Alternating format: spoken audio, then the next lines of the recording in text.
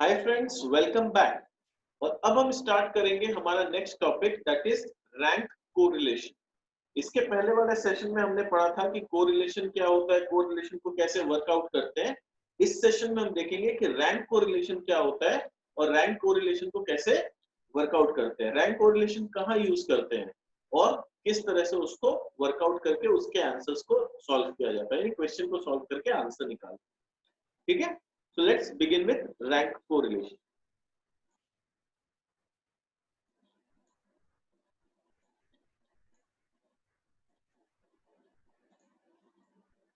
तो हम लोग आते हैं रैंक कोरिलेशन में। तो व्हाट इज रैंक कोरिलेशन?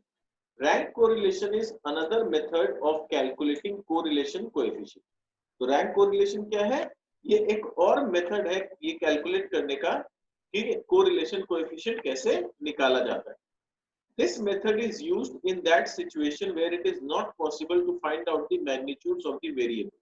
यानी ये उस सिचुएशन में हम लोग यूज करते हैं जहां ये पॉसिबल नहीं होता कि हम जो वेरिएबल्स दिया हुआ है उसका मैग्नीट्यूड यानी उसके वैल्यू को निकाल सके। For example, we can not measure beauty और इंटेलिजेंस क्वांटिटेटिवली। हम किसी के ब्यूटी को या किसी के इंटेलिजेंस को क्वांटिटेटिवली मेजर नहीं कर सकते। So in this case it is possible to rank them. तो ऐसे सिचुएशन में क्या करते हैं, हम उनको रैंक कर पाते हैं कि कौन ज्यादा इंटेलिजेंट है कौन कम। पर इंटेलिजेंस लेवल नाप सके ऐसा कोई मेजरमेंट हम लोग के पास नहीं होता है। तो उस समय हम लोग रैंक कोरिलेशन के टेक्निक को अप्लाई करते हैं। तो ये टेक्निक का नाम है एडवर्ड स्पीयरमैन्स फॉर्मूला। जो नॉर्मल कोरिलेशन था वो कार्ल पियर्सन फॉर्मूला था, ये एडवर्ड स्पीयरमैन्स फॉर्मूला है। Rank correlation coefficient is calculated by using the formula R equals to, इसको कैपिटल R बोलते हैं, जबकि जो नॉर्मल कोरिलेशन था उसको हम स्मॉल r का सिंबल देते थे, रैंक कोरिलेशन को हम कैपिटल R का सिंबल देते हैं। सो R is equal to 1 minus 6 summation of d square by n cube minus n। तो हम लोग वन बिल्कुल अलग है और ये समझ लो ये वाला पोर्शन एक तरह से ब्रैकेट में है। तो हम लोग को पहले ये वाले पोर्शन को सॉल्व करना पड़ेगा और उसके बाद जो आंसर आएगा वन माइनस दैट करेंगे तो मेरा आंसर निकलेगा। वेर डी, अब डी क्या होता है? डी इज, यहाँ पर मैंने भूल से कैपिटल डी लिखा है, स्मॉल डी होगा, ठीक है ना। Where D is the difference between the ranks of two series. जो दो सीरीज है दोनों के रैंक में जो डिफरेंस है उसे हम डी कहते हैं। वो अभी हम लोग सम करेंगे तो समझ में आएगा कि किस तरह से वो डी निकलता है।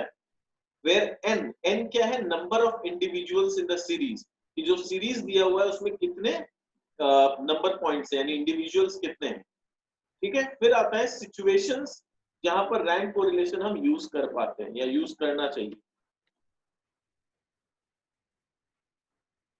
तो अब देखो क्या लिखा है, situations for finding rank correlation. क्या क्या सिचुएशन होता है? व्हेन रैंक्स आर टाइड, एक सिचुएशन होता है जहां पर रैंक्स टाई हो जाते हैं। टाई होने का मतलब कोई दो जन को सेकंड रैंक मिल गया या कोई तीन जन को फोर्थ रैंक मिल गया, कुछ भी हो सकता है। तो जब रैंक्स टाई होते हैं, ठीक है, अच्छा ये सॉरी ये वाला पार्ट है, when ranks are tied that is same rank is repeated more than one time. और दूसरा ये वाला सिचुएशन है when the ranks are not tied, यानी रैंक जब टाई नहीं होते हैं यानी कोई भी रैंक रिपीट नहीं हुआ है। तो ये दो अलग अलग फॉर्मूलाज है। तो पहले जो हम फॉर्मूला ऊपर में सीखे थे ये वाला, ये कहाँ अप्लाई होता है? जहां पर रैंक टाई नहीं होता है। पर जहां रैंक टाई का नौबत आ जाता है वहां पर ये बड़ा वाला फॉर्मूला यूज होता है। ये अभी हम लोग समझेंगे कि कैसे अप्लाई करते हैं और कैसे इस फॉर्मूला को यूज करते हैं। ठीक है, अब यहाँ पर देखो पहला एग्जांपल हम लोग ले रहे हैं जहां पर रैंक्स आर नॉट टाइड, यानी first situation is where ranks are not tied. तो हम लोग को जैसे वहां पर टेबल बनता था वैसा ही यहाँ पर एक्स और वाई हम लोग को दो सीरीज दिया हुआ है, पर डेफिनेटली टेबल वैसे नहीं बनेगा। यहाँ का टेबल बनाने का टेक्निक पूरा अलग है। तो हम लोग समझते हैं क्या करना है हम लोग। तो यहाँ पर x का नंबर्स दे दिया हम लोग को, y का नंबर्स दे दिया। अब करना क्या है, हम लोग को रैंक ऑफ x निकालना है, रैंक ऑफ y निकालना है। सर कैसे निकलेगा? तो अब दो तरीका होता है, या तो सबसे बड़ा नंबर को हम रैंक 1 दें और फिर नेक्स्ट वाले को रैंक 2, फिर नेक्स्ट वाले को रैंक 3, ऐसे। या तो सबसे छोटे वाले को हम रैंक 1 दें फिर उससे नेक्स्ट वाले को 2। अब क्योंकि हम लोग का साइकोलॉजी जनरली क्या होता है, हम लोग जैसे स्कूल लेवल पे क्या देखते हैं, जो सबसे ज्यादा मार्क्स पाता है वो फर्स्ट आता है, वैसा हम लोग का रैंकिंग का साइकोलॉजी है। तो मैंने ये वाला सम को उसी तरह से किया है कि जो सबसे ज्यादा है उसको मैंने रैंक 1 दिया है एंड देन नेक्स्ट। तो यहाँ पर x के सीरीज में देखेंगे तो बड़ा सबसे बड़ा नंबर कौन सा है, 95। तो 95 को हमने दे दिया रैंक 1। उसके बाद क्या है, नेक्स्ट है रैंक 2 दैट इज 91। फिर 84 को दिया रैंक 3। फिर रैंक 4 दिया 80 को। रैंक 5 दिया 74 को। रैंक 6 86। रैंक 7 70। फिर 40। फिर 38 एंड लास्ट में जाके 30। यानी जो सबसे बड़ा था वो रैंक 1 और जो सबसे छोटा था वो रैंक 10। इससे मेरे को ये भी समझ में आ गया कि मेरा n का वैल्यू कितना है, 10 है, क्योंकि 10 इंडिविजुअल्स है। सिमिलरली हम लोग y में किए, y में भी वही किए, जो सबसे बड़ा था उसको 1 दिए। अच्छा, एक चीज प्लीज नोट करना, बी केयरफुल। बहुत स्टूडेंट लोग क्या करते हैं, सर दोनों अलाउड है ना, तो मैंने ये किया कि x में मैंने बड़े वाले को रैंक 1 दे दिया और y में मैंने छोटे वाले को रैंक 1 दे दिया। ये गलती कभी मत करना, पूरा गड़बड़ हो जाएगा, रॉन्ग हो जाएगा। नियम है, आप जो भी मेथड अप्लाई करो, दोनों x और y में सेम मेथड अप्लाई करना। अगर सबसे बड़े वाले को हम रैंक 1 दे रहे हैं तो x में भी देंगे, y में भी देंगे। अगर हम सबसे छोटे वाले को रैंक 1 दे रहे हैं तो x में भी वही करेंगे, y में भी वही करेंगे। ऐसा कभी नहीं करेंगे कि x में बड़े वाले को दे दिया रैंक 1 और y में छोटे वाले को दे दिया, नहीं, पूरा रॉन्ग हो जाएगा। ठीक है, तो y में भी वैसे ही किया, 92 को रैंक 1 मिला। फिर रैंक 2 मिला अपने को 88 को। रैंक 3 मिला 85 को। फिर 4 5 6 7 8 9 10 सबको ऐसे ऐसे करके हमने रैंक दे दिया। यहाँ नोट करो, एक भी रैंक रिपीट नहीं हुआ है, सबको इंडिविजुअली अलग अलग रैंक मिला है। बोलने का मतलब है वाई सीरीज में एक भी नंबर रिपीट नहीं था, एक्स सीरीज में भी एक भी नंबर रिपीट नहीं था।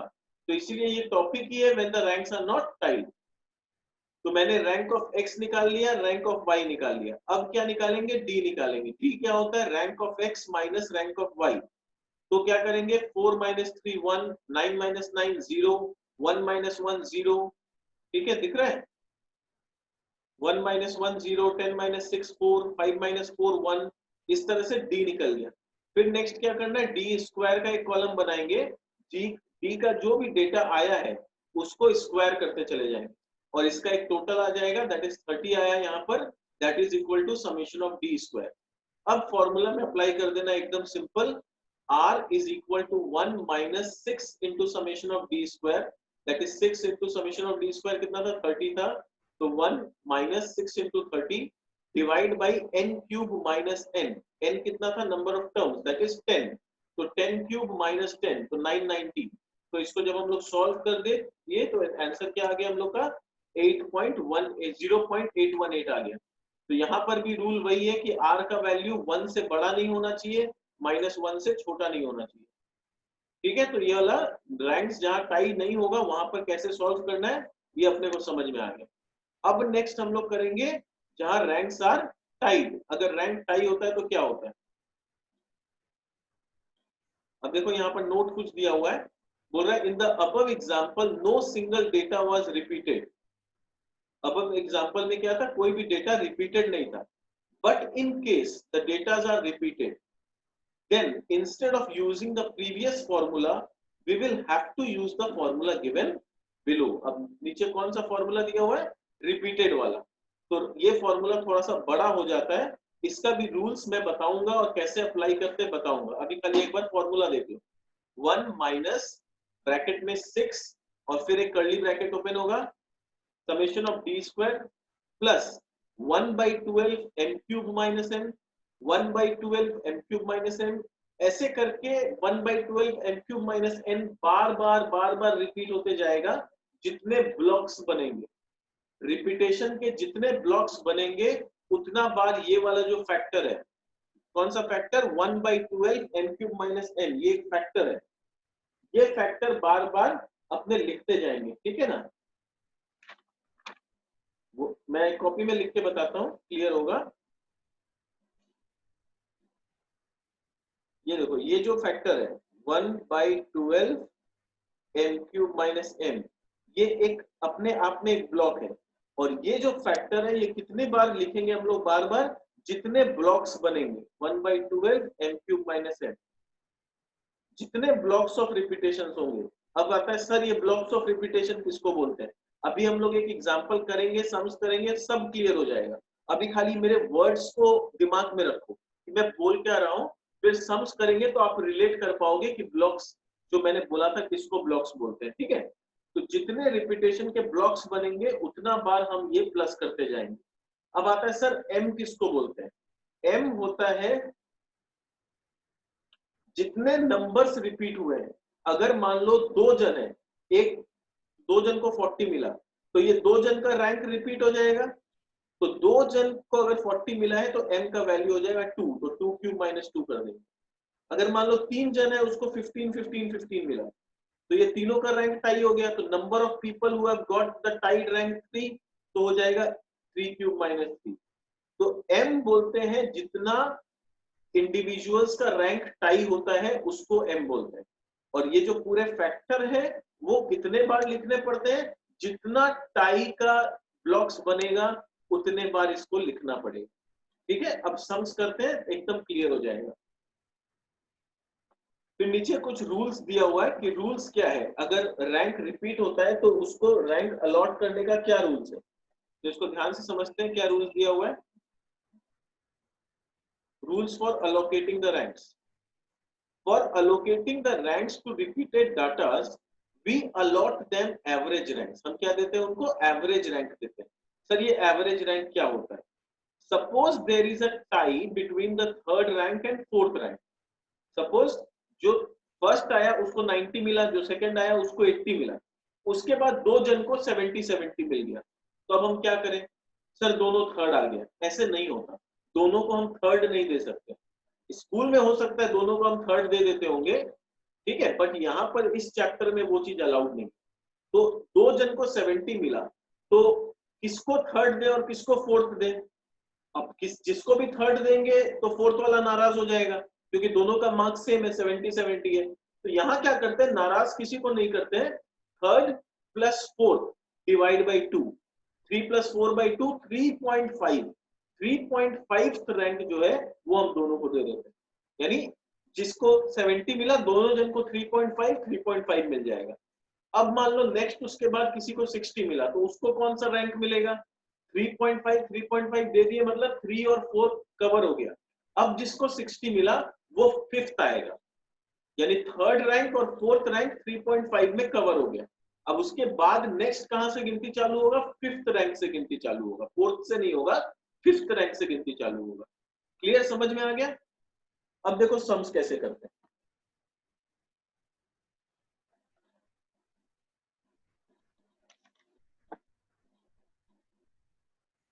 अब यहाँ हम लोग के पास एक एग्जांपल है, एक्स का हम लोग को सीरीज का डेटा दे दिया, वाई का सीरीज का डेटा दे दिया। ये वाला मैंने एग्जांपल कैसे किया, उल्टे तरीका से किया है। जो सबसे छोटा है उसको मैंने रैंक 1 दिया, ठीक है। आप लोग वैसे भी कर सकते हो, जो सबसे बड़ा है उसको रैंक 1 देके भी कर सकते हैं। मैंने यहाँ पर छोटे वाले को किया ये दिखाने के लिए कि दोनों मेथड है, स्टूडेंट्स को जो समझ में आए वो अप्लाई कर सकता है, पर जो भी मेथड अप्लाई करना, एक्स और वाई दोनों के लिए सेम अप्लाई करना। अब यहाँ पर क्या था, 12 सबसे छोटा है तो मैंने रैंक 1 दे दिया। उसके बाद 15 है तो रैंक 2 मिल गया। उसके बाद 20 है, पर 20 2 जन के पास, तो वही थर्ड और फोर्थ में टाई हो गया, 20 2 जन के पास है, तो 3.5 दोनों को दे दिया। उसके बाद क्या हुआ, 20 के बाद नेक्स्ट कौन आया, 28, तो इसको मैंने कौन सा रैंक दिया, फिफ्थ। उसके बाद आया 40 तो सिक्स, उसके बाद आया 60 तो 7, और उसके बाद आया 80 तो वो आ गया 8। तो टोटल 8 हम लोग के पास इंडिविजुअल्स है, 8th रैंक तक कवर हो गया। अब आ जाते हैं वाई पे। वाई पे भी वैसे ही हुआ, 10 को दे दिया रैंक 1, 20 को दे दिया रैंक 2, फिर नेक्स्ट कौन है, 30। 30 3 बार है, यहाँ पर और यहाँ पर, तो रैंक 3 4 और 5 ये तीनों में टाई हो गया। तो 3 4 और 5 में टाई होगा तो हम क्या करेंगे, 3 + 4 + 5 डिवाइड बाई 3, तो उसका एवरेज करेंगे तो 3 + 4 7 + 5 12/3 दैट इज 4। तो तीनों जन को फोर्थ रैंक दे दिया, फोर्थ फोर्थ फोर्थ, तो 3 4 5 कवर हो गया। नेक्स्ट आया जो उसको 6th मिला, फिर 7th मिला, फिर 8th मिला। ये हो गया rank of X, rank of Y.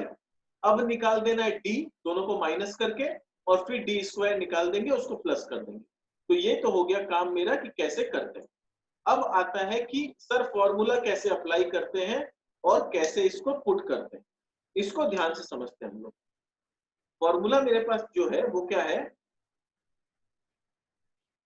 r is equal to 1 minus, bracket में लिखेंगे 6, फिर यहां पर summation of D square plus 1/12 m cube minus m, और ये जितने बार होगा उतना लिखते जाएंगे, ठीक है, divide by n cube minus n।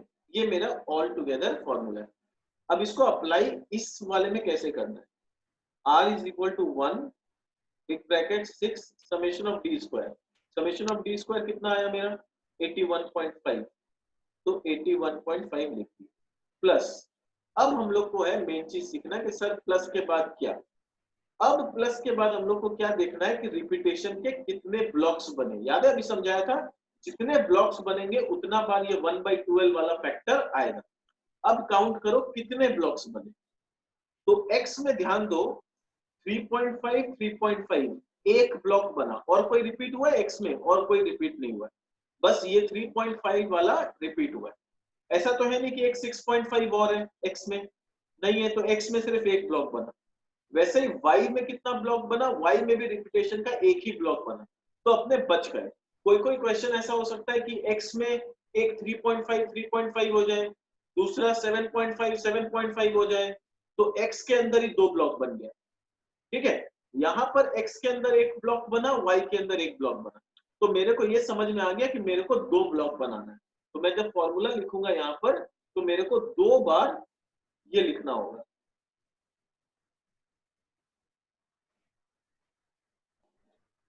ठीक है। ये मेरा हो गया n कितना था 8, तो 8 क्यूब माइनस 8। अब आता है sir m cube minus m में क्या करना है, ठीक है। यहाँ पर मैंने 1/12 ब्रैकेट छोड़ दिया, m का वैल्यू निकालना है, फिर 1/12, फिर यहाँ ब्रैकेट छोड़ दिया, whole divide by n cube minus n था 8 डिजिट्स था, तो 8 क्यूब माइनस 8। सर अब m का वैल्यू क्या निकालना है। अब ध्यान से देखो, x में जो ब्लॉक बना उस ब्लॉक में मेंबर कितने हैं, x वाले ब्लॉक में दो मेंबर है, 3.5 3.5 दो बार है, तो कितने मेंबर है उस ब्लॉक में, दो मेंबर है। तो यहां पर हम लिखेंगे 2 क्यूब माइनस 2। उसी तरह से y में जो ब्लॉक बना उसमें कितने मेंबर्स हैं, उसमें तीन मेंबर है, 4 तीन बार आया, चेक कर लो एक बार, 4 तीन बार आया, एक बार, दो बार, और फिर तीन बार। तो यहाँ पर एक ब्लॉक बना और उस ब्लॉक में कितने मेंबर है, तीन मेंबर है। तो हम लोग कैसे लिखेंगे इसको, 3 क्यूब माइनस 3। अब क्या कर देना है, अब खाली सॉल्व कर देना है, अब कुछ नहीं। तो r is equal to 1 minus, इस ब्रैकेट को सॉल्व कर दो, देखो क्या आता है, ठीक है। इसका सॉल्यूशन यहाँ किया हुआ है, हम लोग देख लेते हैं। तो 1 माइनस 6 इंटू 81.5, वो यहाँ से टोटल से आ गया summation of D square, plus दो ब्लॉक बनेगा मैंने कहा, तो दो ब्लॉक बना। पहले ब्लॉक में दो मेंबर है, तो 1/12 2 क्यूब माइनस 2। दूसरे ब्लॉक में तीन मेंबर है, तो 1/12 3 cube minus 3 whole divide by 8 cube minus 8। और फिर क्या हुआ, सॉल्व कर दिए, 6 इंटू 81.5, इसको सॉल्व करेंगे तो 8 माइनस 2 6, 6/12 इज 0.5, ये 27 माइनस 3 24, 24/12 आ गया 2, और ये 8 क्यूब माइनस 8, तो ये आ गया 8 क्यूब होता है 512, 512 माइनस 8 504, तो वैल्यू आ गया। फिर सॉल्व कर दिए, सॉल्व करके ये अल्टीमेटली 0 आ गया, ठीक है। ऐसा नहीं है कि सबका आंसर 0 आएगा, इस क्वेश्चन में 0 आया। Note, m is taken as 2 and 3, ये तो मैंने समझा दिया, तो यहाँ पढ़ के कोई फायदा नहीं है, ठीक है। अपने को क्या ध्यान रखना है, सबसे पहले चेक करना है कि x में कितना ब्लॉक बना, y में कितना ब्लॉक बना, टोटल काउंट कर लो नंबर ऑफ ब्लॉक्स, उतना बार ये 1/12 लिखना होगा। फिर देखो जो जो ब्लॉक्स बने उस ब्लॉक्स में मेंबर्स कितने थे, तो दो मेंबर है तो 2 क्यूब माइनस 2, तीन मेंबर है तो 3 क्यूब माइनस 3, ठीक है। कोई सम होगा जिसमें शायद चार मेंबर हो जाएंगे, तो 4 क्यूब माइनस 4 कर देंगे, ठीक है। प्रोसेस पता होना चाहिए। तो this was all about rank correlation. Rank correlation में इतना ही सीखना है और कुछ सीखने का नहीं है इस चैप्टर में, ठीक है। अब आप लोग क्वेश्चंस प्रैक्टिस करो, जितना सम्स करोगे उतना इस पे कमांड आते जाएगा। नॉलेज वाइज इतना ही हमें समझना है इस चैप्टर में। That's it, this is all about rank correlation. ठीक है, तो this thank you for this going through this video. मिलते हैं हमारे नेक्स्ट सेशन।